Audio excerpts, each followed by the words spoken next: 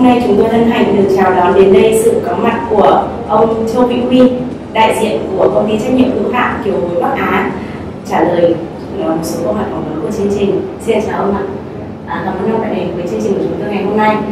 Trước tiên thì chúng tôi có thể hỏi ông chia sẻ một chút về tình hình thị trường kiều hối hiện nay trên toàn thế giới cũng như là ở thị trường Việt Nam không ạ?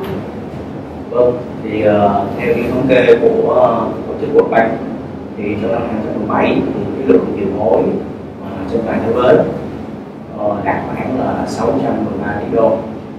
Trong đó 3 nước mà có lượng kiều hối lớn nhất đó chính là Ấn Độ, Trung Quốc và Philippines. Còn về thị trường Việt Nam thì trong năm 2017 lượng kiều hối ở Việt Nam đạt khoảng gần 14 tỷ đô, nói chính xác hơn là 13,8 tỷ đô, và đạt top 10 thế giới.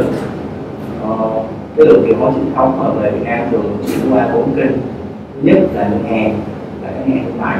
Thứ hai là các công ty dịch vụ về kiều hối. Thứ ba là bưu điện, và thứ tư là những thương mại đa mang tiền mặt trực tiếp về Việt Nam. Thì có một số quốc gia mà có lượng kiều hối về Việt Nam lớn như là Mỹ, Đài Loan và Nhật Bản. Thì đặc biệt là trong những năm gần đây là các thị trường châu Á do nó còn một sự thụ động của Việt Nam ngày càng lớn, nên cái lượng kiều hối từ thị trường này về rất là nhiều.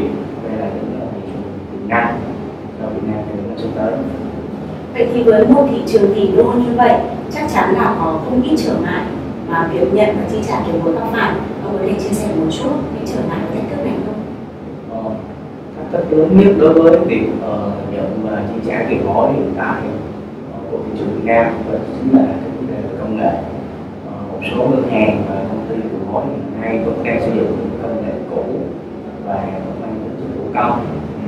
Vì vậy nó rất là làm mất chi phí cũng như là tăng cái thời gian nhận tiền. Ngoài ra đó là đặc biệt về cái vấn đề về bảo mật cũng như là tuân thủ các chính sách về phòng chống rửa tiền và tài trợ của bố, cho nên là rất là khó quản lý những không hoạt động. Đây là một rất lớn mà các ngân hàng cũng như công ty kiều hối cần phải cải thiện cho năm tới. Vậy ông có thể cho chúng tôi biết thêm được về tiềm năng của công nghệ blockchain và smart contract. Liệu thì hai công nghệ này có thể giải quyết được những cái thách thức và trở ngại mà ông vừa đề cập đến không? Đối với ứng dụng blockchain trong cái lĩnh vực tài chính ngân hàng thì đây là một cái xu thế rất tất yếu trên thế giới, và Việt Nam thì cũng không phải là ngoại lệ, chắc chắn sẽ được triển khai những gì sắp tới đây.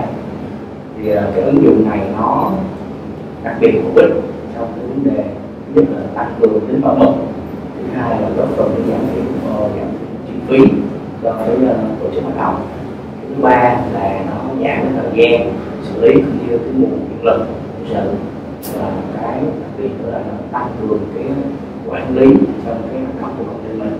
Cho nên tôi chắc rằng hai cái ứng dụng này thì chắc chắn là sẽ giải quyết được những vấn đề của chúng ta. Đến với câu hỏi cuối cùng của chương trình thì ông có thể cho chúng tôi biết thêm được lý do vì sao Kiều Hối Bắc Á lựa chọn ký kết biên bản hợp tác với Zero Bank không ạ? Việc ký kết giữa công ty của Bắc Á và Zero Bank thì sự là nhu cầu của hai bên.